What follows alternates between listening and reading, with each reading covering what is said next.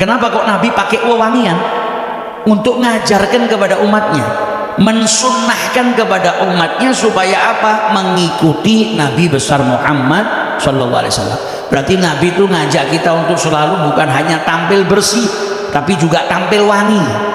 Jaga aroma tubuhmu agar tidak ganggu orang lain. Ini ajaran Islam. Melanjutkan kajian kita dari kitab Sayyiduna Muhammad Rasulullah sallallahu alaihi wasallam. Pada kesempatan yang lalu kita sudah kaji bab yang menjelaskan bagaimana keindahan wajah Nabi besar Muhammad sallallahu alaihi wasallam. Wajah beliau yang bercahaya, yang oleh sebagian dari sahabat diperumpamakan seperti matahari. Ada juga yang memperumpamakan wajah Nabi Muhammad seperti rembulan. Wa minhum man syabbaha lam'ata isyraqati wajhihi asy-syarif bi lam'atil qamar, dan ada juga yang memperumpamakan atau menyamakan wajah Nabi besar Muhammad sallallahu alaihi wasallam atau cahaya wajahnya seperti cahaya rembulan. Sebagaimana diriwayatkan oleh Abi Hurairah, di mana beliau berkata, ma raaitu syai'an, aku tidak pernah melihat suatu apapun ahsana min Rasulillah sallallahu alaihi wasallam.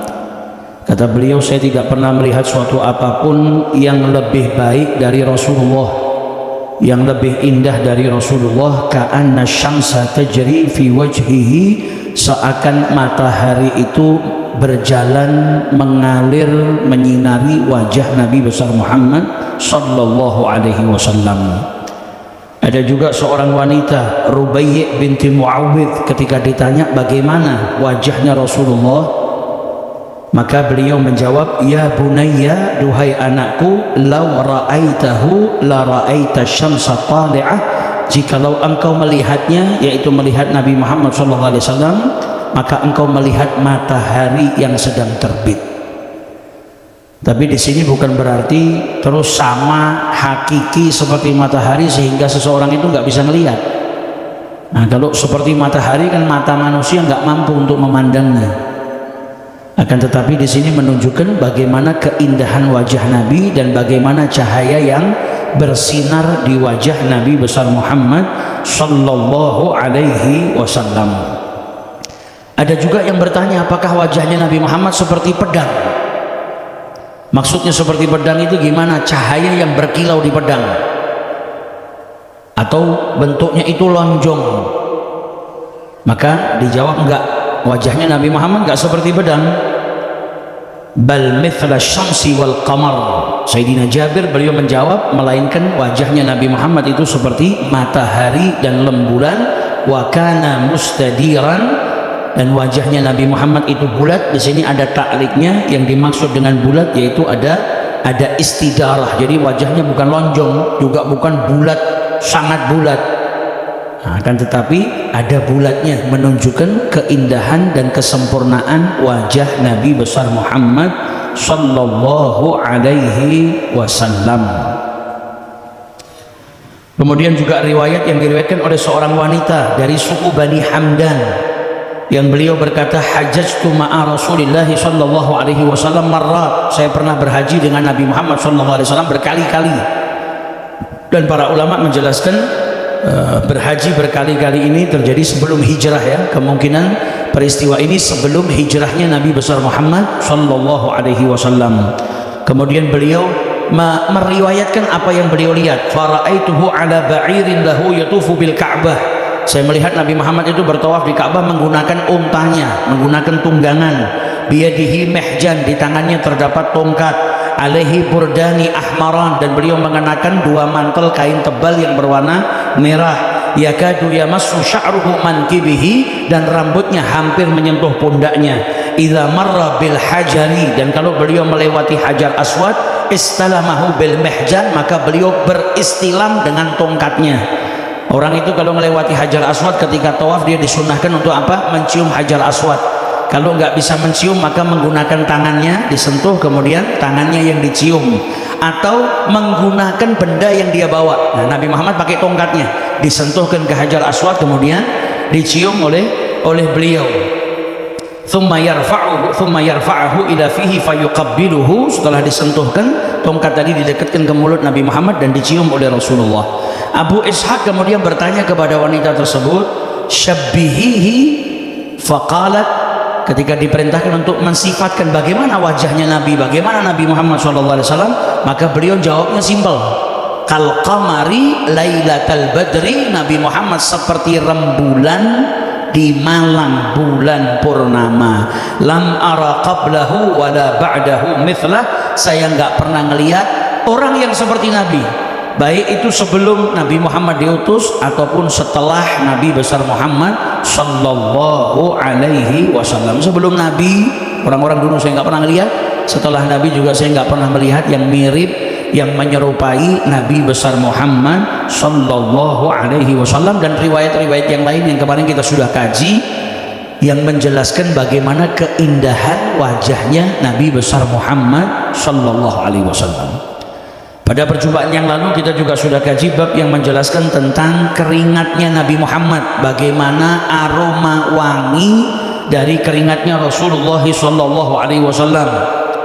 Begitu juga para sahabat yang mengambil keringat Nabi Muhammad sallallahu alaihi wasallam tentunya untuk mencari berkah, dan ada juga yang mencampurkan keringat Nabi Muhammad ke dalam parfumnya, yaitu Ummu Sulaim ibunya Anas ibnu Malik yang mengatakan apa, dan ini sebaik-baik wewangian, paling baiknya wewangian ini, kata beliau. Bahkan ketika ngambil, Nabi bangun dari tidurnya dan ditanya sama Nabi Muhammad, ma tasna'ina ya Umma Sulaim, apa yang kau lakukan wahai Umma Sulaim?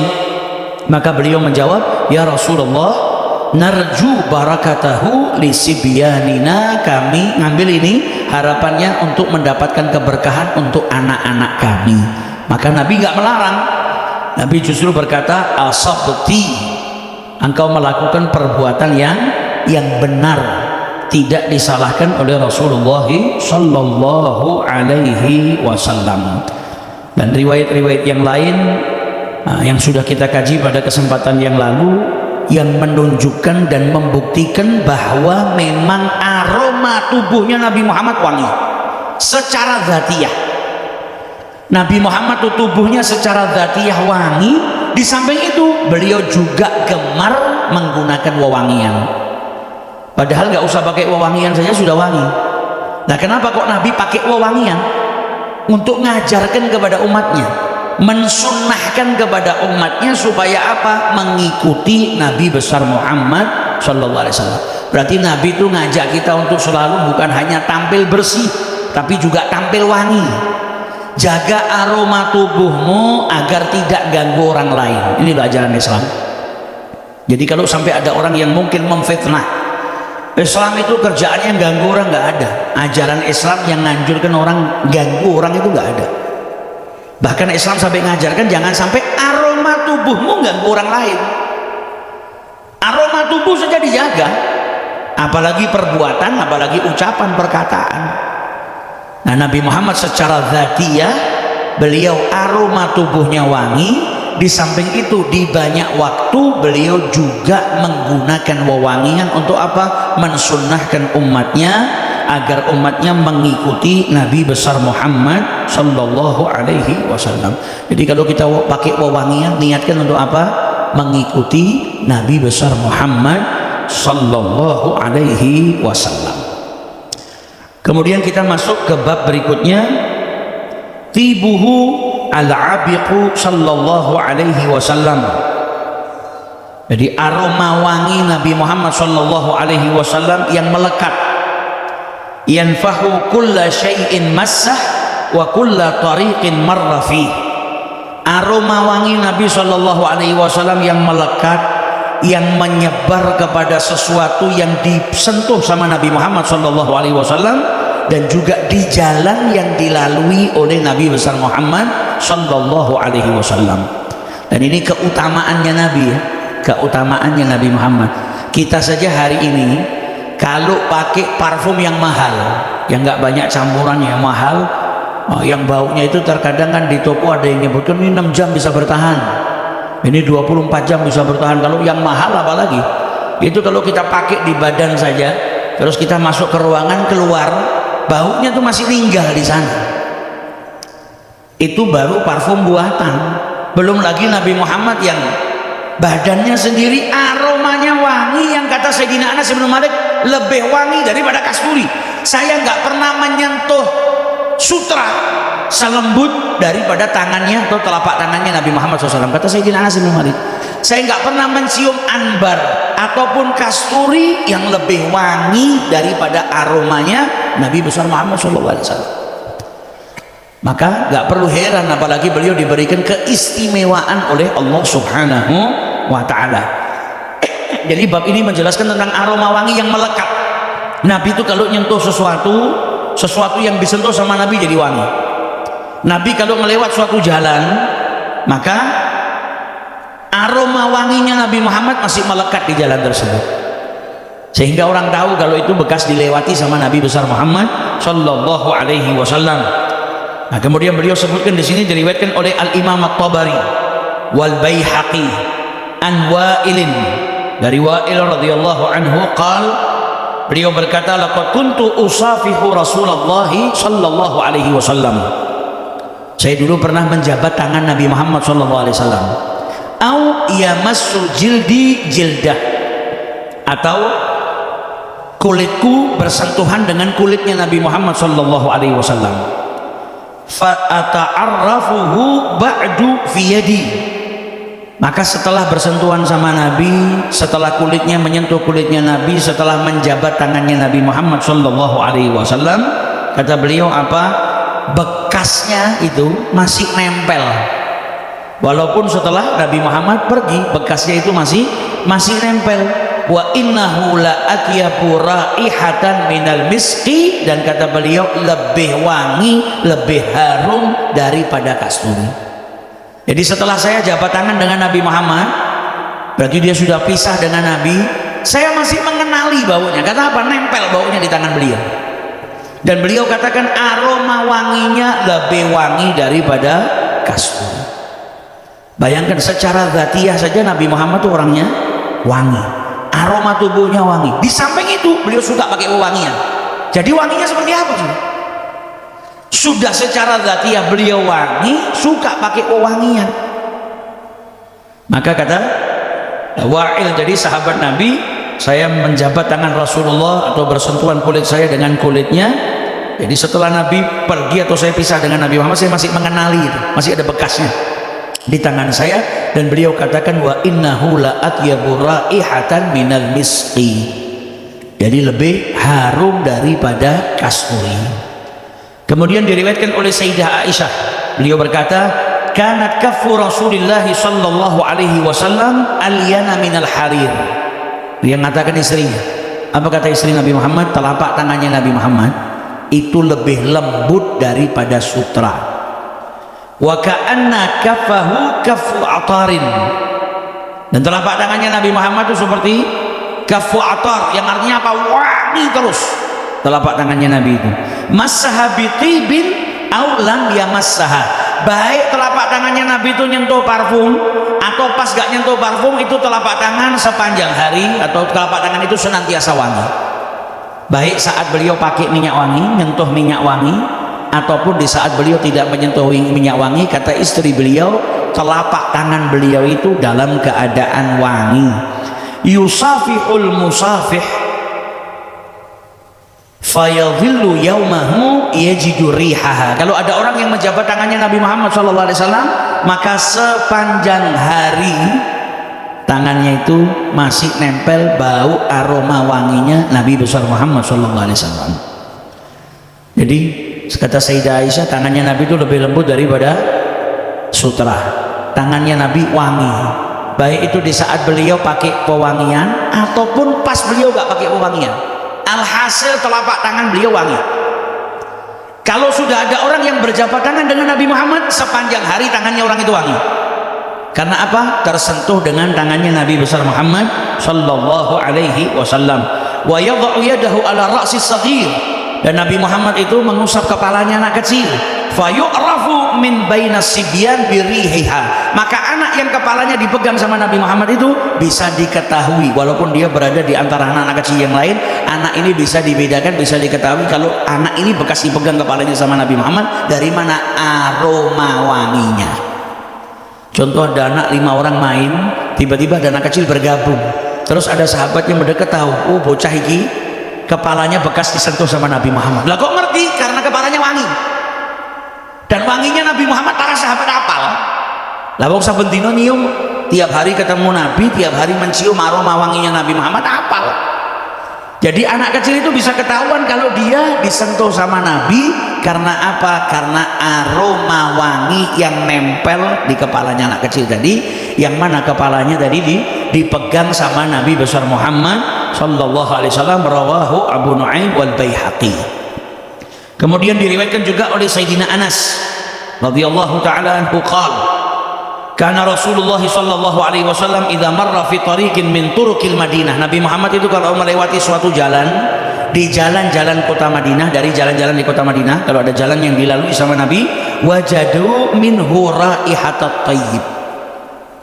Jadi di jalan itu didapatin aroma yang wangi, aroma yang harum, jalan yang dilewati sama Nabi Muhammad. Wa qalu, kemudian orang-orang yang melewati jalan itu mereka berkata apa? Marra Rasulullah sallallahu alaihi wasallam min hadzal tariq. Nabi Muhammad tadi lewat jalan ini. Jadi orang-orang Madinah tahu. Karena Nabi kalau sudah jalan di satu jalan, maka aroma wanginya nempel. Aroma wanginya menyebar di jalan tersebut, sehingga orang-orang yang melewati jalan tersebut mengatakan apa? Telah lewat di jalan ini Nabi besar Muhammad sallallahu alaihi wasallam. Diriwayatkan juga oleh Jabir bin Abdullah radhiyallahu taala anhuma, beliau berkata, kana fi Rasulillah sallallahu alaihi wasallam khisalun lam yakun yamurru fi tariqin. Beliau itu tidak berjalan di suatu jalan, fayatba'ahu ahadun, dan diikuti oleh seseorang, illa arafa annahu sallallahu alaihi wasallam salakahu, kecuali orang itu tahu kalau Nabi Muhammad tadi lewat sini. Jadi kalau ada jalan dijalani sama Nabi, contoh misalnya ada gang di sebelah sini, misal dilewati sama Nabi Muhammad SAW, maka orang yang setelah itu lewat ke gang itu tahu kalau Nabi tadi barusan lewat sini. Karena apa? Aroma wanginya nempel. Jadi setiap jalan yang dilewati sama Nabi, setelah itu ada yang lewat, maka orang tahu kalau jalan tersebut bekas dilewati sama Nabi besar Muhammad SAW, min tibi araqihi wa arfihi. Karena apa? Karena aroma wanginya Nabi besar Muhammad SAW. Walam yakun yamurru bihajarin illa sajadalahu, dan beliau tidak melewati suatu batu kecuali illa sajadalahu, kecuali bersujud kepadanya, yang dijelaskan ay taharraka, batu tadi bergerak-gerak seakan-akan bersujud. Nah, ini mukjizat dan keistimewaan yang Allah berikan kepada Nabi besar Muhammad SAW. Nah, sampai ada penyair yang mengatakan, walau anna rugban yammamuka laqadahum nasimaka hatta istadillu biharuka. Jadi kalau ada, seakan-akan kalau ada orang mau cari tahu Nabi itu perginya kemana, jadi dia nunggangin sesuatu, bawa tunggangannya, kemudian mengendus bau wanginya Nabi Muhammad, bisa sampai ke Nabi Muhammad SAW. Karena apa? Saking wanginya. Jadi kalau mau cari Nabi gampang. Nah, ini penyair tadi sampai menggubah syair seperti itu. Orang kalau mau cari Nabi Muhammad tinggal ngendus aroma wanginya di jalan, ke arah mana ini, diikuti sampai berjumpa dengan Rasulullah SAW. Karena tidak ada jalan yang dilewati sama Nabi Muhammad SAW kecuali jalan tersebut aromanya semerbak, wanginya nempel, dan setiap orang yang lewat berkata apa? Telah lewat di tempat ini, di jalan ini Rasulullah SAW. Lalu parfum yang mahal, biasanya kalau disemprotkan di badan kita, di pakaian kita, kita masuk ruangan, keluar masih ada sisanya, orang masuk masih mencium wanginya, tapi kan cuma beberapa menit. Setelah itu kena uapan udara, apalagi kemasukan orang sing dulu ngadu sorong dino, silang ambune. Tapi kalau Nabi Muhammad enggak, baunya bisa lama sehingga orang yang lewat setelah Nabi Muhammad itu bisa mencium, oh tadi lewat di sini Nabi Muhammad SAW. Nah, ini keistimewaan yang Allah berikan kepada Rasulullah SAW. Dan di dalam Musnad disebutkan An Wa'il bin Hujar anna Nabi sallallahu alaihi wasallam utiya bidalwin. Jadi Nabi Muhammad itu diberikan dalu, ember yang berisikan air, maka Nabi pun minum air tersebut. Thumma majja fid dal, kemudian Nabi Muhammad meludah ke ember tersebut, kemudian thumma fil bi'ri, kemudian Nabi meludah juga ke sumur tempat diambilnya air dari. Fafaha minhu mithlu rihil misik, maka keluar aroma wangi seperti aroma wanginya kasturi. Dari sumur tadi keluar aroma wangi karena apa? Bercampur dengan ludahnya Nabi besar Muhammad sallallahu alaihi wasallam.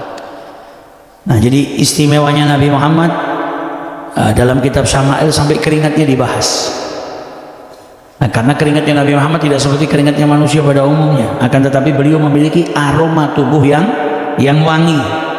Kemudian bab yang berikutnya di sini menjelaskan tentang haula khasaisi riqihi asy-syarif, seputar keistimewaan ludahnya Nabi besar Muhammad sallallahu alaihi wasallam.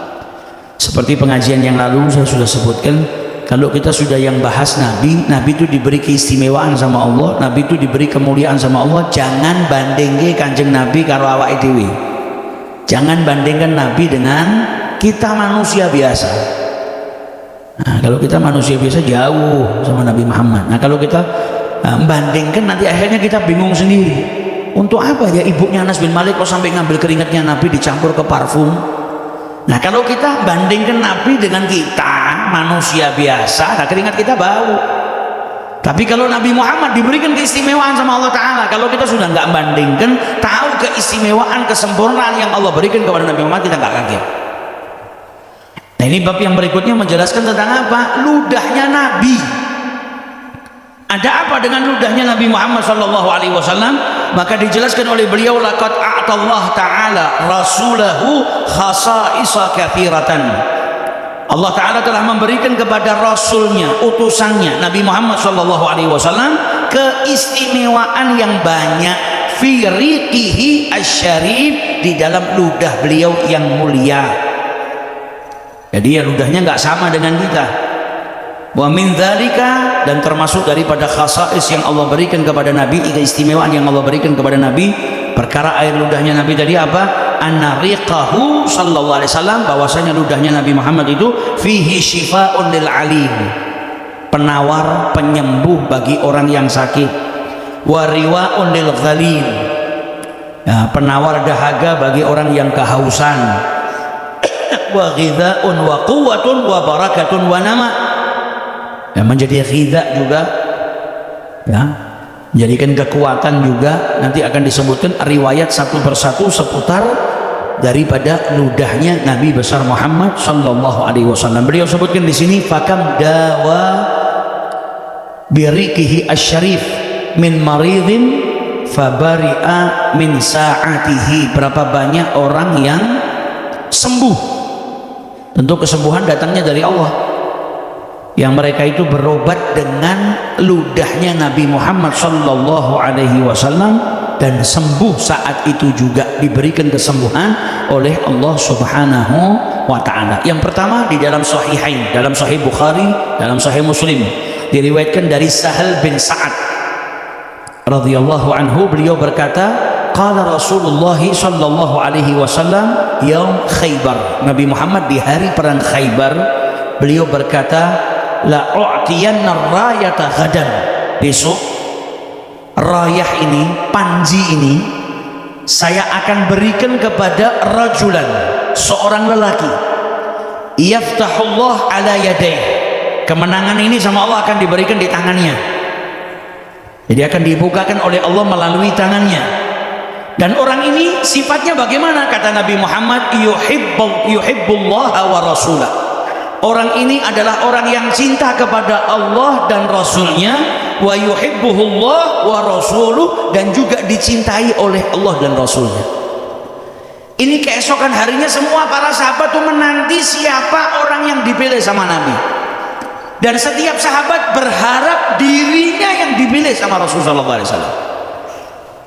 Bukan karena ingin jadi panglima perang, bukan karena ingin jadi pemimpin, tapi karena ingin mendapatkan kesaksian dari Nabi tadi. Nabi mensifatkan orang ini yang dengan tangannya akan diberikan kemenangan oleh Allah Ta'ala. Apa kesaksiannya Nabi? Orang yang cinta kepada Allah dan Rasulnya, dan orang itu dicintai oleh Allah dan Rasulnya. Kalau kita hari ini kan masih ngaku cinta sama Allah sama Rasulnya, itu kan pengakuan kita. Terkadang amal kita itu bertolak belakang dengan pengakuan kita. Kita ngaku cinta Allah, ngaku cinta Rasul, tapi kita masih maksiat. Sunnahnya Rasul gak kita kerjakan. Berarti apa? Pengakuan kita itu gak sama dengan perbuatan kita. Tapi ini yang menyaksikan Nabi, orang ini cinta kepada Allah dan cinta kepada Rasulullah, dan gak berhenti di situ. Cinta sama Allah dan Rasul saja, kalau itu yang menyaksikan Nabi sudah istimewa. Tapi sama Nabi dilanjutkan lagi, dan orang itu dicintai oleh Allah dan juga dicintai oleh Rasulullah. Berarti ini kan orang istimewa. Makanya para sahabat keesokan harinya itu mereka berharap mereka yang diberi panji sama Nabi Muhammad, terpilih menjadi orang tersebut, dapat kesaksian daripada Nabi besar Muhammad SAW. Maka di keesokan harinya Nabi Muhammad berkata apa? Aina Ali bin Abi Thalib. Mana Ali bin Abi Thalib? Rupanya yang terpilih Sayyidina Ali. Mana Ali bin Abi Thalib? Maka para sahabat berkata, huwa ya Rasulullah yashtaki ainai. Beliau sedang sakit, kedua matanya sakit ya Rasulullah. Maka Nabi Muhammad berkata, fa arsilu ilaih. Maka ada sahabat dalam riwayat Imam Muslim, qala Salamah fa arsalani Rasulullah sallallahu alaihi wasallam ila Ali. Kata Salamah, saya diutus sama Nabi Muhammad untuk mendatangi Sayyidina Ali. Kemudian saya bawa Sayyidina Ali bin Abi Thalib kepada Rasulullah, dituntun sama beliau karena kedua matanya sedang sakit. Fajitu bihi aquduhu armad. Saya tuntun karena apa? Matanya sakit, gak bisa ngelihat. Dituntun sama Salamah, dibawa kepada Rasul sallallahu alaihi wasallam. Fabasaka Rasulullah fi ainai. Nabi kemudian meludah ke kedua mata Sayyidina Ali bin Abi Thalib.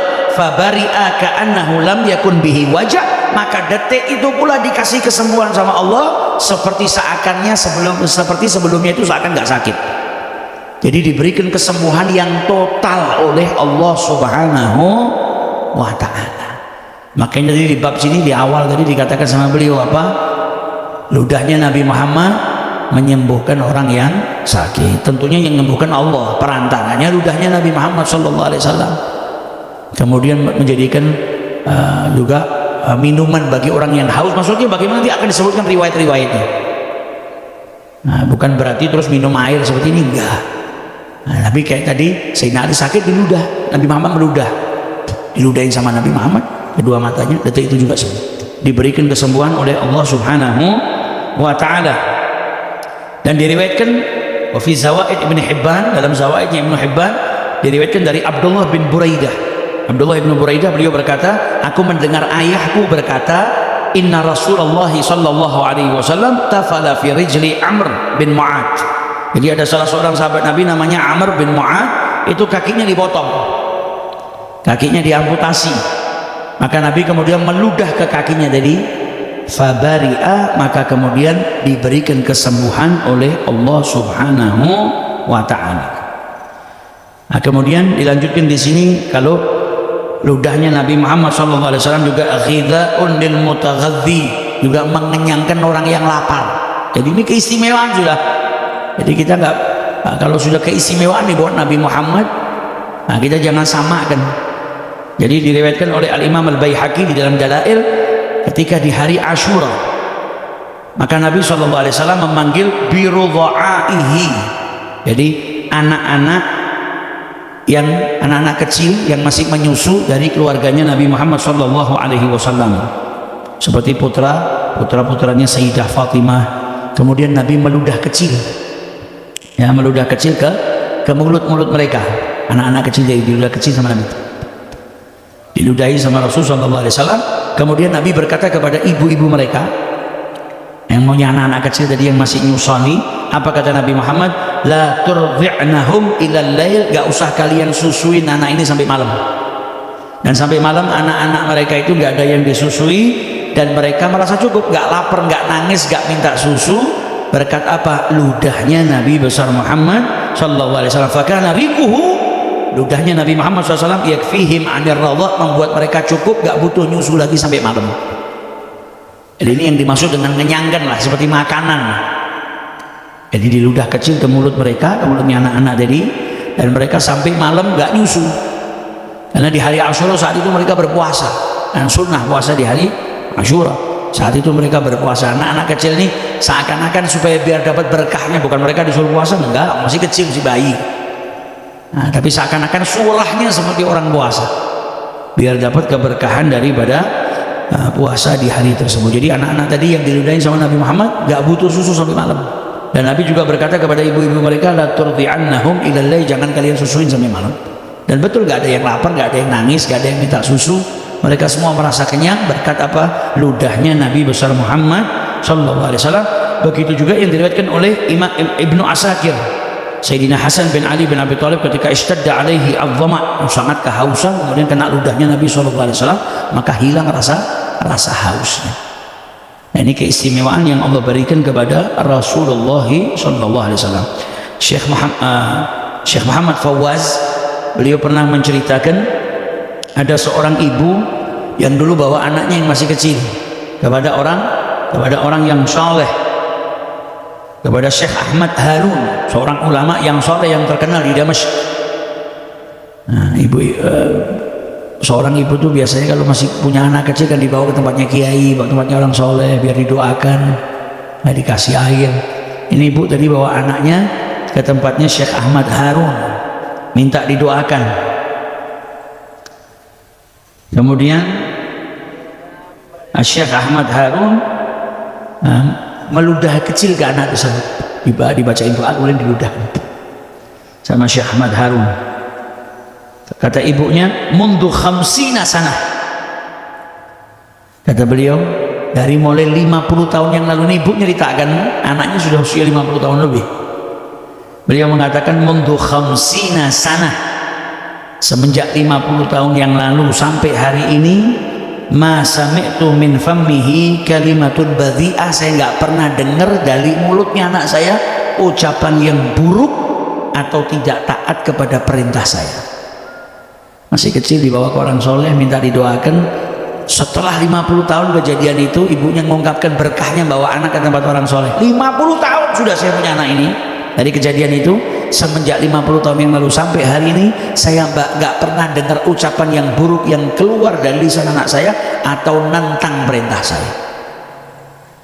Nah, itu kalau orang soleh saja keberkahannya seperti itu, bagaimana dengan manusia yang paling soleh, yaitu Nabi besar Muhammad sallallahu alaihi wasallam. Dan dulu para sahabat kalau punya anak, begitu punya anak bayi, pertama kali anak itu dibawa ke siapa? Bawa ke Rasul, minta ditahniki sama Nabi, minta didoakan. Mereka kalau sedang sama anaknya berjumpa dengan Nabi gak pernah lupa untuk minta sama Nabi agar doakan. Nah, kemudian diikutin oleh generasi-generasi setelahnya sampai ke zaman kita sekarang, punya anak bawa ke tempatnya orang soleh, minta didoakan sama orang soleh biar anaknya dijadikan orang yang soleh oleh Allah subhanahu wa ta'ala. Kemudian diriwayatkan oleh Al-Imam At-Tabrani dan juga Abu Nu'aim dari Umairah binti Mas'ud Al-Ansariyah wa ikhwatiha, dan saudara-saudara wanitanya. Jadi ada wanita dari Ansar masuk untuk membaiat Nabi Muhammad. Mereka jumlahnya 5 orang.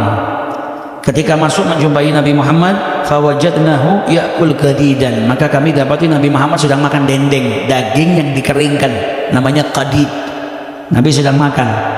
Kemudian ada yang dilembutin, digigit sama Nabi, dilembutkan, kemudian dikeluarkan, diberikan kepada wanita tersebut.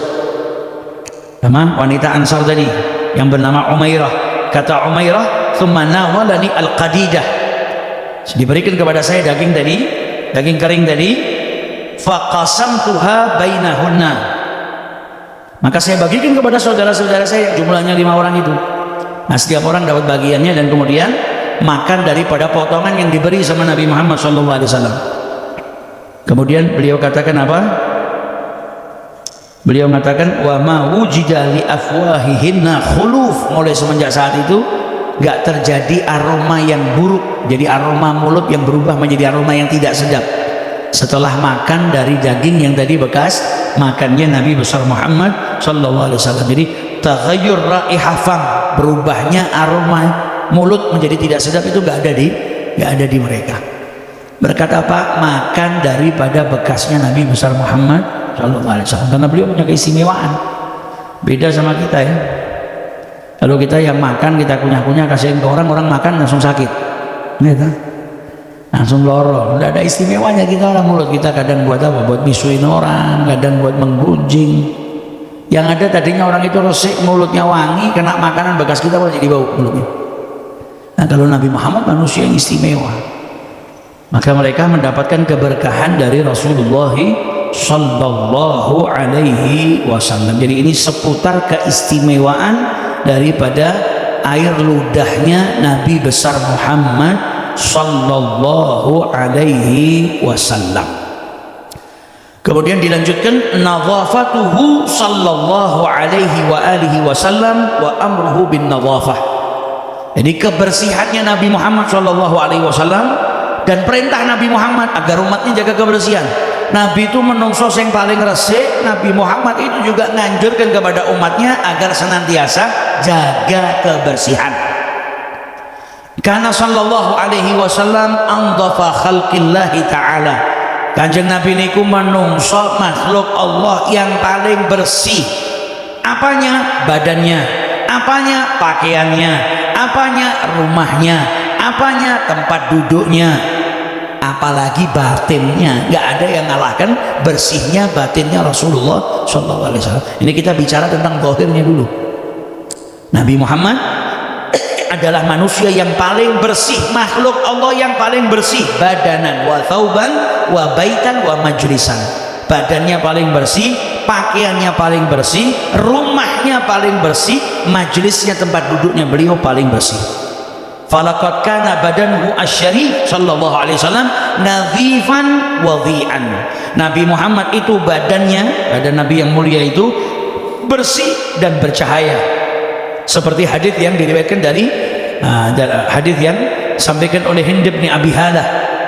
Jadi anak tirinya Nabi SAW yang mengatakan Anwar al-Mutajarrid. Jadi tubuhnya Nabi Muhammad yang bagian tidak ada bulunya itu sangat bersih. Sampai seperti cahaya, saking bersihnya. Kulitnya Nabi Muhammad bersih.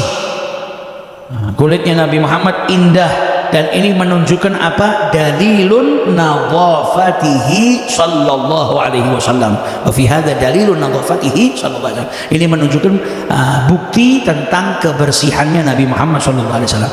Jadi panjenengan niku nek dadi wong resik niku niru sinten? Niru Kanjeng Nabi. Kalau malah jadi orang yang komproh ya, senangnya sama kotor-kotor, gak mandi, gak bersih pakaiannya, itu justru malah bertolak belakang dengan Nabi. Nabi itu ngajarin bersih, bukan hanya badannya, pakaiannya bersih. Bukan hanya pakaian, Kanjeng Nabi bersih. Jangan dikira orang dulu itu nggak jaga kebersihan, rumahnya bersih, majelisnya tempat duduknya beliau bersih. Dan ini tadi warna kulitnya Nabi, kemudian Anwarul Mutajarrid, bagian tubuh Nabi yang tidak ada bulunya jadi kelihatan seperti bercahaya, itu kan sebagai bukti yang menunjukkan kebersihan Nabi besar Muhammad sallallahu alaihi wasallam, sebagaimana disebutkan di dalam hadis ka'anna unuqahu. Jadi sahabat mengatakan seakan lehernya Nabi Muhammad sallallahu alaihi wasallam itu jidun dumyatin fi safa'il fiddah, saking bersihnya sampai diibaratkan seperti perak, berkilau seperti perak. Saking apa? Bersihnya Rasulullah sallallahu alaihi wasallam. Abi Tufail meriwayatkan karena Rasulullah sallallahu alaihi wasallam abyadha malihan muqassadan. Nabi Muhammad itu kulitnya putih, malihan, indah, muqassadan, tubuhnya enggak terlalu tinggi dan juga tidak pendek. Putih tapi indah. Jadi putihnya bukan putih seperti putih cat tembok, putih yang memplak atau putihnya susu, bukan seperti itu. Jadi putih yang indah. Maka dikatakan abyad musyarraban bihumrah. Jadi ada campuran merahnya. Kemudian muqassadan, tubuhnya Nabi Muhammad ukurannya enggak terlalu tinggi dan juga tidak terlalu pendek. Jadi pas. Jadi ukurannya pas, mutawassitan baina tuli wal qisar.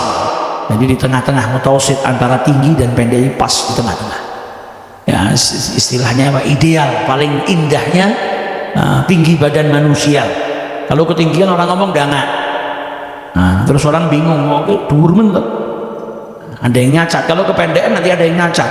Nabi Muhammad dikasih sama Allah, ka'annaka qad khuliqta kama tasha'u, seakan-akan panjenengan itu, kata penyair yang mensifati Nabi Muhammad, tercipta sesuai dengan keinginan Anda. Saking apa indahnya. Mau bicara postur tubuh paling pas ya postur tubuhnya Nabi, mau bicara warna kulit paling indah ya warna kulitnya Nabi. Jadi seakan-akan itu semua dipesan, dipilih yang paling apik. Nabi Muhammad seakan-akan pesan itu kepada Allah Ta'ala. Ini penyair yang mensifati keindahannya Nabi besar Muhammad sallallahu alaihi wasallam. Dan diriwayatkan oleh Imam Tirmidzi dari Abi Juhaifah an abihi, dari ayahnya, beliau berkata, ra'aitun nabiyya sallallahu alaihi wasallam wa alaihi hullatu hamra. Saya melihat Nabi Muhammad dan saat itu beliau memakai pakaian berwarna merah. Ka'anni andur ila bariki saqih. Jadi beliau mengibaratkan betisnya Nabi Muhammad yang bercahaya. Ini kan juga menunjukkan bersih. Saya ngelihat betisnya dan betisnya itu bercahaya, menunjukkan bagaimana kebersihan tubuhnya Nabi besar Muhammad SAW ini bersih banget, sampai beliau katakan seakan saya melihat cahaya di betisnya Rasulullah SAW. Lah kalau orang ini melihat betisnya Nabi Muhammad, wadzalika li anna thawbahu sallallahu alaihi wasallam kana ila ansafi saqih tahta rukbah. Karena dulu cara berpakaiannya Nabi Muhammad, Nabi pakai pakaian bagian bawahnya itu sampai ke pertengahannya betis. Jadi makanya kelihatan. Jadi tinggi sarungnya itu sampai ke pertengahan daripada betisnya, di bawah lutut, di pertengahan daripada betisnya. Maka sahabat tadi melihat betisnya Nabi dan melihat seperti bercahaya, menunjukkan bagaimana kebersihannya Nabi besar Muhammad sallallahu alaihi wasallam. Dan beliau katakan, wa inna tiba arfihi wa araqihi lahuwa akbaru dalilin ala nadhafati jismihi sallallahu alaihi wasallam. Dan aroma wangi tubuhnya Nabi itu sudah menjadi bukti paling nyata, bukti paling besar kalau Nabi itu orang yang jaga kebersihan. Sing jenenge wonge wangi itu berarti orang yang jaga kebersihan. Kalau orang yang jaga kebersihan, mampunya apa? Penguk, nah, kecut, nanti baunya seperti apa? Besi yang dipanaskan kayak tiang bendera. Kalau cara mandi kan kadang ada yang baunya seperti itu. Nah kalau orang sudah tiap hari wangi terus, itu sudah menunjukkan bukti besar bagaimana kebersihannya Nabi besar Muhammad SAW, bagaimana tubuh beliau yang bersih.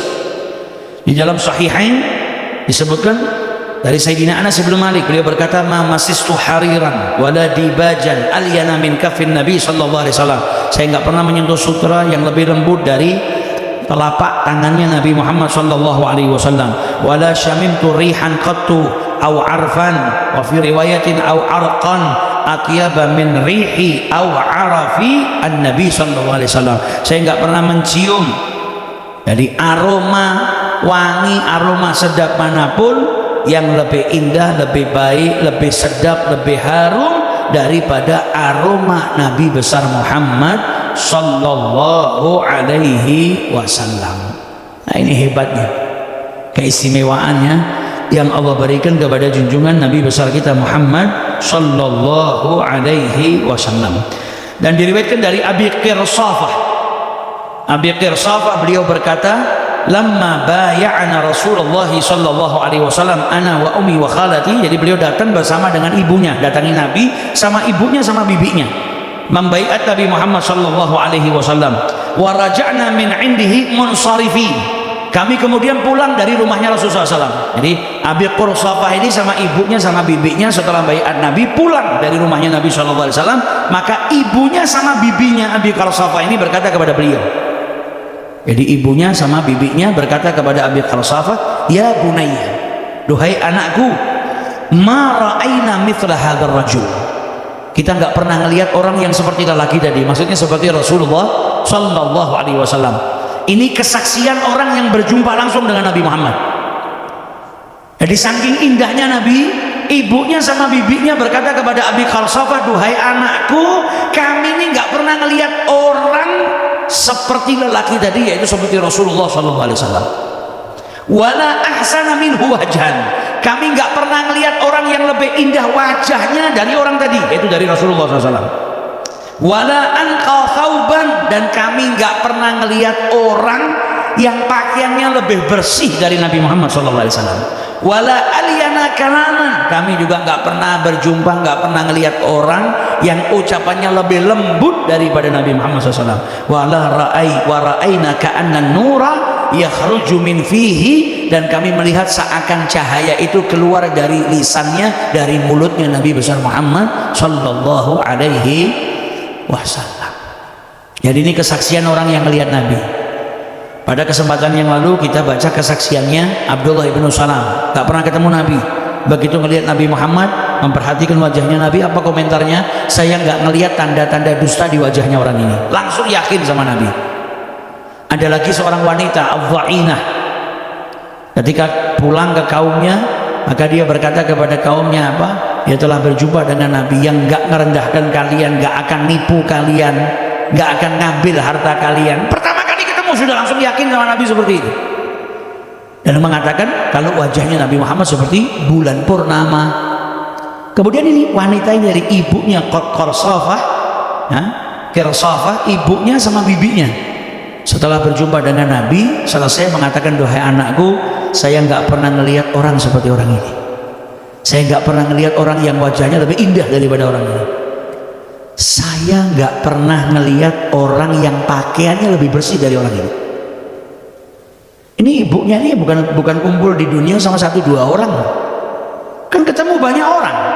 Ada orang kaya, ada orang punya segala macam kemewahan, punya pembantu.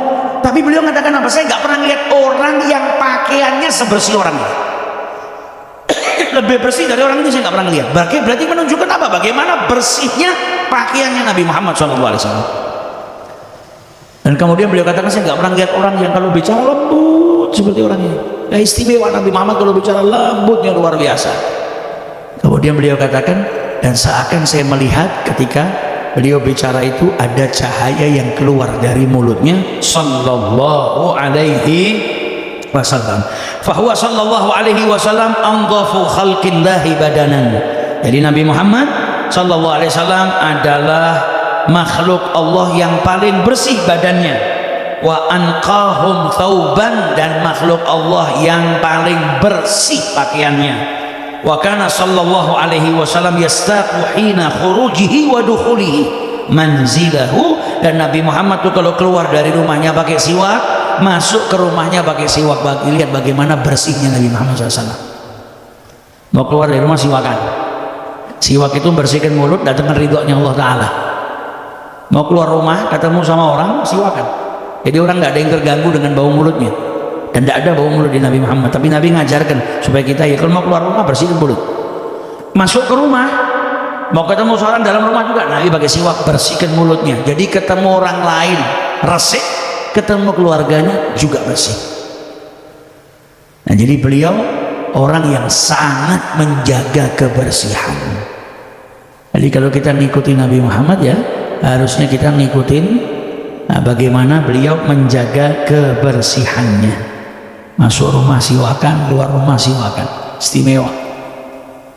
Kita kadang di hadapan orang tampil baik, tapi di hadapan keluarga malah nanggep tidak penting. Nabi Muhammad tidak, di luar bersih, dalam rumah bersih.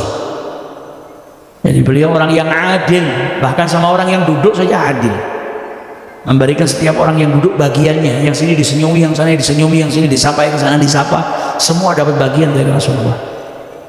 Sampai ada yang mengatakan orang yang ada di majlisnya Rasulullah itu nggak ada yang iri, karena apa? Semua dapat bagian dari Nabi Muhammad, dan semua itu merasa dirinya paling diperhatikan sama Nabi. Gimana mau iri? Jadi nggak merasa kok itu asing diperhatikan kalau ngajak Nabi, kok aku diperhatikan, tidak ada. Karena apa? Semua dapat bagian dari Nabi, dapat perhatian keramahannya Nabi, akhlaknya dari Nabi besar Muhammad sallallahu alaihi wasallam. Jadi Nabi orangnya bersih, paling bersih. Itu pemimpin kita. Pemimpin kita itu orang yang badannya paling bersih, pemimpin kita itu orang yang pakaian yang paling bersih. Dan beliau juga memerintahkan kepada kita umatnya untuk senantiasa menjaga kebersihan. Karena sallallahu alaihi wasallam ya'muru bin nadhafati wa yahuthu 'alaiha. Nabi sallallahu alaihi wasallam itu memerintahkan kepada kita untuk apa? Jaga kebersihan, anjurkan kita untuk senantiasa jaga kebersihan. Wa yuhadhdhiru minal wasakhah, meringatkan kita jangan sampai kotor. Ya, banyak sekali bukti-bukti daripada perintahnya Nabi Muhammad SAW melalui hadis-hadis Nabi besar Muhammad SAW. Yang pertama di sini bagaimana Nabi menjelaskan bahwasanya anna min mabadi'il Islam an-nadhafah, termasuk daripada mabadi'nya Islam adalah an-nadhafah, kebersihan. Dalam hadis Nabi bersabda, innallaha ta'ala thayyibun, Allah itu thayyib, Allah itu baik, bagus. Maksudnya bagaimana? Munazzahun anil naqais, Allah itu terbebas dari segala kekurangan, ya nggak ada cacatnya, nggak ada kurangnya. Yuhibbut thayyib, dan Allah itu suka dengan yang bagus-bagus, makanan yang halal, minuman yang halal, ucapan yang baik, itu yang disukai sama Allah Subhanahu wa taala. Nadhifun yuhibbun nadhafah, maha bersih. Maksudnya di sini ada yang memaknai al-Quddus. Nadhif di sini maknanya adalah kudus. Dan Allah menyukai an-nadhafah, kebersihan. Karibun yuhibbul karam, jawadun yuhibbul jud. Allah itu dermawan, menyukai kedermawanan. Kemudian dikatakan oleh Rasul sallallahu alaihi wasallam, fanadhifu afniyatakum wa la tashabbahu bil yahud, maka bersihkanlah pekarangan-pekarangan rumah kalian, jangan kalian itu menyerupai orang Yahudi. Orang Yahudi zaman dulu kebiasaannya membiarkan pekarangan rumahnya itu kotor. Nabi merintahkan kita, rumah dibersihkan, depannya rumah, teras, pekarangan ya bersih. Karena Islam itu suka dengan nadhafah, suka dengan kebersihan. Nabi tadi yang bersih apa? Badannya, kemudian pakaiannya, kemudian rumahnya, kemudian majelisnya, tempat duduk beliau. Jadi kita diperintahkan sama Nabi, jaga kebersihan, jangan menyerupai orang-orang Yahudi. Kemudian diriwayatkan oleh Sulaiman bin Surat radhiyallahu anhu, Nabi sallallahu alaihi wasallam bersabda, istaku, pakailah siwak, wa tanadhafu, diperintahkan kita juga untuk bebersih sama Nabi, wa autiru, dan salatlah witir, fa innallaha azza wa jalla witra, Allah taala itu witir, maksudnya apa? Esa, tidak ada sekutu bagi Allah Subhanahu wa taala. Yuhibbul witra, Allah taala itu suka dengan orang-orang yang melaksanakan sholat witir. Dan diriwayatkan oleh Al-Khatib dan juga selain daripada Al-Khatib dari Sayyidah Aisyah, Nabi SAW bersabda, innal Islam nadhif, Islam itu bersih. Fatanadhafu, maka bebersihlah kalian. Fa innahu la yadkhulul jannata illa nadhif, gak masuk surga kecuali bersih. Al-Imam Al-Manawi beliau menjelaskan maksudnya gimana gak masuk surga kecuali bersih, yaitu bersihkan diri dari makanan yang haram, jangan sampai makan haram, jangan sampai pakai pakaian yang haram, jangan sampai pakai minum minuman yang haram. Bersihkan diri kalian dari hal-hal yang haram, bersihkan badan kalian dari kotoran. Kalau mau masuk surga, jadilah orang yang bersih zahirnya dan batinnya. Jadi Islam itu menyukai kebersihan. Tanadhafu bi kulli mastata'tum, Abu Hurairah meriwayatkan secara marfu, bebersihlah kalian semampu kalian. Fa innallaha ta'ala banal Islam ala nadhafah, Allah itu membangun Islam itu di atas kebersihan.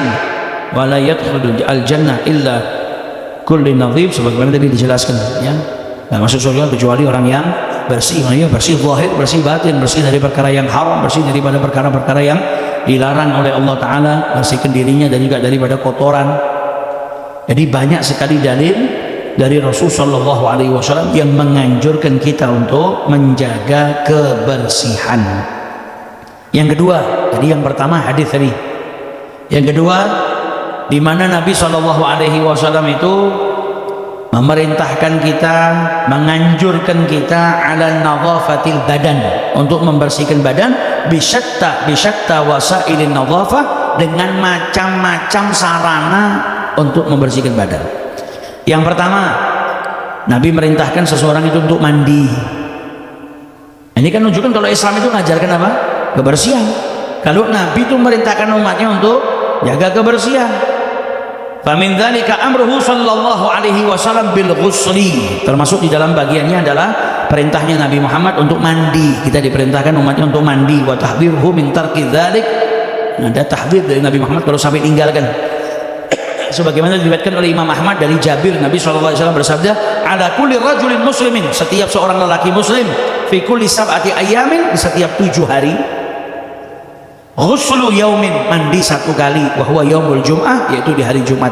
Maksudnya bukan mandinya disuruh tiap seminggu sekali, enggak, tapi ada mandi di hari Jumat, di mana umat Islam itu sangat dianjurkan sama Nabi untuk mandi hari Jumat. Ini kan menunjukkan kalau Nabi Muhammad itu ngajak umat Islam untuk apa? Bersih, sampai umatnya itu diperintahkan untuk mandi. Bukan suruh tiap Jumat saja, tapi hari Jumat itu ada hadis yang sampai menyebutkan setiap 7 hari ada 1 hari di mana umat Islam itu dianjurkan sama Rasulullah untuk mandi, yaitu mandi Jumat sebelum seseorang melaksanakan sholat Jumat, wa huwa yaumul jum'ah. Kalau mandinya tiap hari ya bagus. Nah di sini beliau hanya menyuguhkan ini loh, ada perintah sampai perintah mandi. Kalau mandi wajib sudah pasti harus ya, karena seorang harus ngangkat hadas besarnya kalau dia diperintahkan sholat dan lain sebagainya. Tapi selain daripada itu ada perintah mandi juga sampai dimasukkan di dalam hadis, yaitu mandi di hari Jumat. Berarti menunjukkan perintahnya Nabi Muhammad kepada umatnya untuk jaga kebersihan. Kemudian bagaimana anjurannya Nabi SAW agar manusia itu memperhatikan badannya, kebersihannya, kemudian ujung-ujungnya, kuku-kukunya. Nah, wa izalatil ausakh anha, kalau ada kotoran-kotoran di badannya hilangkan. Dan itu bagian daripada fitrah ad-diniyah, termasuk daripada fitrah ad-diniyah, sebagaimana diriwayatkan oleh Imam Muslim dari Sayyidah Aisyah, Nabi Muhammad bersabda, asyrun minal fitrah, ada 10 hal yang termasuk bagian daripada fitrah, yaitu sunnah. Maksud daripada fitrah ini sunnah. Apa yang pertama? Qassus syarib, motong kumis. Jadi kalau sampai kumisnya panjang, ya dipotong supaya nggak keluar dari batasannya, nggak ngelebihi daripada bibir atasnya. Makanya Nabi ngajarkan, termasuk daripada sunnah apa? Mendekno kumis, motong kumis. Jangan dipiara sampai ke dagu. Udah mangan bi. Akhirnya kalau makan kotorannya nempel kering, mambu. Makanya kalau dipotong akhirnya nggak nyangkut, nggak ada makanan yang nyangkut. Maka disunahkan sama Nabi motong kumis. Wa i'fa'ul lihya, kalau janggut dibiarkan, kalau kumis dicukur. Wa i'fa'ul lihya wa siwak, termasuk daripada fitrah tadi apa? Pakai siwak, bersihkan gigi. Kemudian istinsyaqul ma, bersihkan hidung dengan dimasukkan dengan air. Wa qassul adfar, motong kuku. Wa ghaslul barajim, mencuci al-barajim. Al-barajim itu lekuan-lekuan yang ada di jari. Jadi kalau ada kotorannya supaya hilang lekuan-lekuannya yang ada di jari, kalau ada kotoran dibasuh. Wa natful ibti, mencabut bulu ketiak. Dan para ulama ada yang mengatakan kalau nggak kuat nyabut, wala ba'sa bihalqihi, nggak apa-apa kalau dicukur. Kemudian wahalqul anah, mencukur bulu kemaluan. Wantiqasul ma, dan beristinja. Ini menunjukkan bagaimana Islam jaga kebersihan. Suruh merhatikan sini, kuku dipotong, bulu-bulu yang menimbulkan bau, bulu ketiak, kemudian bulu kemaluan, kemudian kumis supaya nggak menghalangi bibir. Nah ini dimana Islam dan juga Nabi Muhammad memerintahkan kita untuk menjaga kebersihan. Salah satu buktinya ya ini, sampai termasuk daripada sunnah. Bahkan waqad haddara an-nabiy sallallahu alaihi wasallam min ihmali dzalika muddatan tawilah. Bahkan dikasih tahdzir sama Nabi Muhammad kalau ada seseorang yang melalaikan itu semua dalam kurun waktu yang lama. Dalam Sunan Abi Dawud diriwayatkan dari Hasan radhiyallahu anhu qala waqata lana Rasulullah sallallahu alaihi wasallam fi qassis syarib. Nabi Muhammad telah menentukan waktu, jadi batas maksimal dalam apa? Mencukur kumis, kemudian memotong kuku, ya, wa taqlimil adfar, wa natfil ibti, dan mencabut bulu ketiak, wa halqil ana, dan mencukur bulu kemaluan. Ya, ada batas maksimal yang dikasihkan oleh yang diberi sama Nabi Muhammad. An la tutraka akthara min arba'ina lailatan, jangan sampai ditinggal sampai 40 hari lebih. Itu maksudnya gimana? Ya kalau sampai dia itu nggak ada waktu, nggak ada kesempatan untuk nyukur kumisnya, untuk motong kukunya, memang karena ada udzur, ada kesibukan yang sampai bikin dirinya itu nggak, misalnya nggak seminggu sekali, bagusnya seminggu sekali, bagusnya setiap kotor dipotong. Nah kalau sampai ada uzur, maka sampai berkelanjutan, maka jangan lebih daripada 40 hari. Jadi sampai disebutkan batas waktunya sama Nabi Muhammad sallallahu alaihi wasallam, yakni annahu idza da'at al-hajah ila tarki. Jadi kalau memang betul-betul ninggalkan, nggak bisa melakukan itu, belum ada kesempatan, belum ada waktu buat motong kumisnya, motong kukunya, maka jangan lebih daripada arba'ina lailah, 40 malam. Bukan berarti jenengan disuruhnya 40 hari sekali motong kukunya, ya selang gila nih malahan petang puluh dino. Tapi kalau kotor ya dipotong. Nah kalau sampai harus ninggalkan karena ada uzur, jangan sampai lebih daripada 40 hari potong kumisnya. Kalau sama Nabi sudah dikasih batasan seperti itu, ya biasanya kalau sudah 40 hari berarti sudah nutupi. Nah, potong kumisnya, kemudian yang kotor-kotor lainnya dibersihkan, karena diberikan waktu sama Nabi besar Muhammad sallallahu alaihi wasallam. Di sini sampai beliau berkata, fala yajuzu lahu ayu akhira aktsara min 40 lailah. Jadi pendapatnya beliau apa? Enggak boleh sampai mengakhirkan lebih daripada 40 hari. Fa innahu hina idzin athimin. Beliau sampai mengatakan kalau sampai ya ada uzurnya nunda seperti itu, maka dia tidak berdosa. Nah, ini pendapat yang ditulis sama saya Syekh Abdullah Sirajuddin Al-Husaini, kama nassal fuqaha ala dzalik, sebagaimana dinaskan. Jadi ada dalilnya, bukan nggak ada dalilnya, sebagaimana dinaskan oleh al-fuqaha. Jadi ini berarti kita sangat-sangat dianjurkan untuk jaga kebersihan. Sampai dikasih batas maksimal waktu sama Nabi, ojo nganti nek iso ojo nganti lebih daripada 40 hari. Dan yustahab, ya, dari perkara yang mustahab itu kalau orang motong kukunya, motong rambutnya, itu Nabi SAW sebagaimana dikatakan oleh Sayyidah Aisyah, ya'muru bidafni sab'ati asya' minal isan. Nabi Muhammad itu memerintahkan untuk memendam 7 hal dari manusia. Yang pertama rambut, yang kedua kuku, yang ketiga darah, yang keempat darah haidnya seorang wanita, kemudian yang kelima gigi, kemudian yang keenam qulfah, ya, potongan sunat, ya, khitan, kemudian wal masyimah atau ari-ari.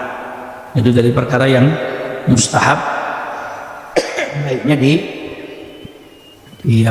dipendam. Kalau tidak bisa, ya, bukan satu kewajiban. Kalau zaman dulu kita masih kecil masih dipendam, ya, untulnya ucul dipendam. Zaman sekarang dibuat sampah. Ya. Kalau zaman dulu kita masih diajarkan dan dapat habis potong kuku ke teras dipendam. Nah itu dari perkara yang mustahabah, sebagaimana tadi diriwayatkan oleh Sayyidah Aisyah, Nabi memerintahkan untuk memendam 7 perkara yang ada dari tubuh manusia. Mendem duit ya nggak apa-apa, nggak ketemuan ya. Kalau ditaruh lemari diambil bojo, dipendem di sana. Jadi tidak ada yang tahu. Kemudian yang ketiga, hadzuhu sallallahu alaihi wasallam ala tanadzufi min athari ta'ami wasyarab. Kita akhiri ke yang ketiga ini. Yang ketiga, Nabi sallallahu alaihi wasallam sangat menganjurkan kita, merintahkan kita untuk apa? Membersihkan bekasnya makan. Bekasnya makan diperintahkan untuk dibersihkan. Dalam hadis Nabi SAW bersabda, qussu adhafirakum, ya, potonglah kuku-kuku kalian, wadfinu qulamatikum, dan pendamlah kuku-kuku kalian, wa naqu barajimakum, dan bersihkanlah lekuan-lekuan jari kalian, wa nadhifu lithatikum, dan bersihkanlah lidah kalian, minat ta'am, dari makanan, wastaku, kemudian bersiwaklah, wala tadkhulu alayya, dan janganlah kalian masuk menjumpaiku, quhran, dalam keadaan mulutnya itu kuning masih bekas makanan, bukhran, dalam keadaan aroma mulutnya tak sedap. Nah jadi Nabi ngajarkan itu tadi, kalau habis makan bersihkan, sampai ngajarin masih sikatan saking resiknya pakai siwak. Nah bersihkan mulut, bersiwak, supaya masuk menjumpai orang itu juga dalam keadaan mulutnya sudah nggak kuning, nggak ada bekas makanannya, dan juga tidak ada bau aroma busuknya atau aroma yang tidak sedapnya sudah hilang. Nah ini yang diajarkan sama Nabi, dan Nabi dalam hadisnya beliau juga bersabda, barakatut ta'am, keberkahannya makanan itu al-wudu qablahu wal wudu ba'dahu, yaitu cuci tangan sebelum makan dan cuci tangan setelah makan. Jadi wudu di sini yang dimaksud adalah secara lughah, secara bahasa, yaitu ghuslul yadain. Berkahnya makan itu cuci tangan sebelum makan dan cuci tangan setelah makan. Jadi awakmu nek mangan tanganmu resik, ndak ada bakterinya, setelah makan juga mbok cuci biar bersih. Jadi sebelum corona 1400 tahun yang lalu Nabi sudah ngajari kita kebersihan. Cuci tangan. Jangan males kalau mau makan cuci tangan. Dan kalau ngikutin Nabi Muhammad ya dapat pahala sunnah. Jadi itu yang ketiga, bagaimana Nabi memberikan anjuran untuk membersihkan bekas-bekasnya makanan. Insya Allah di kajian yang akan datang kita masuk ke yang keempat, yaitu Nabi Muhammad menganjurkan, merintahkan kita juga untuk apa? Menjaga kebersihan pakaian.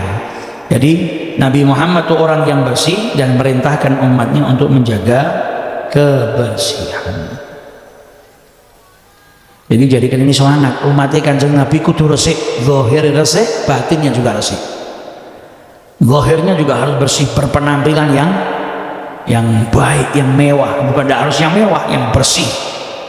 Nabi Muhammad tuh pakaiannya bersih, tertata. Jangan dikira Nabi Muhammad tuh tidak memperhatikan penampilan, perhatikan ada tamu mau datang, ada riwayat nanti kita akan kaji. Tamu datang, Nabi sebelum keluar menjumpai tamunya, beliau melihat dirinya di air. Jadi kaca seperti ngocol lah, merapikan, habis itu jumpain orang itu kalau resik, wangi, potonannya apik, enak dilihat, itu lebih disegani sama orang, lebih diterima sama orang. Makanya sampai di dalam orang yang mau berdakwah itu juga sangat dianjurkan ya, tubuhnya dijaga, maksudnya jaga penyakit bau, kemudian penampilannya juga dijaga supaya apa yang dia sampaikan itu bisa didengar. Misinya nyampe. Ada orang mukanya dilihat tidak enak, mambunya luar biasa, datang mau nasihati, orang melihat mukanya sudah wegah, ditinggal, ngomong apa gitu. Paling menjaluk duit, malah begitu kan. Akhirnya orang nggak sempat dengarkan. Tapi kalau dia jaga kebersihannya, dia jaga penampilannya, orang deloknya senang, kemudian mendengarkan apa yang dia ucapkan. Jadi menjaga kebersihan itu penting. Karena itu juga diajarkan oleh Nabi besar Muhammad Sallallahu Alaihi Wasallam. Semoga Allah menjadikan kita orang-orang yang bersih secara zahir, bersih juga secara batin. Dijauhkan batin kita, hati kita daripada penyakit-penyakit hati, daripada penyakit hasad, penyakit yang buruk, dan juga dijadikan zahir kita orang-orang yang bersih sehingga kelak kita bisa dimasukkan ke dalam surganya Allah Subhanahu Wa Taala bersama para nabiin, wasiddiqin, wasyuhada'i, wassalihin. Al-Fatihah binatil qabul wa tamami kulli sul ma'mur salatan zahiran batinan dafiatan kulli syarr جالبة لكل خير أن الله يفتح علينا وعليكم فتوى العارفين فقنا وإياكم في الدين ويعلمنا وإياكم التعويل ويرزقنا وإياكم سواء السبيل ويجعلنا وإياكم علماء أتقياء صلحاء نجبا ويختم أعمارنا بالحسنى وهو راض عنا في خير ولطف وعافية وإلى حضرة النبي محمد صلى الله عليه وسلم. الفاتحة.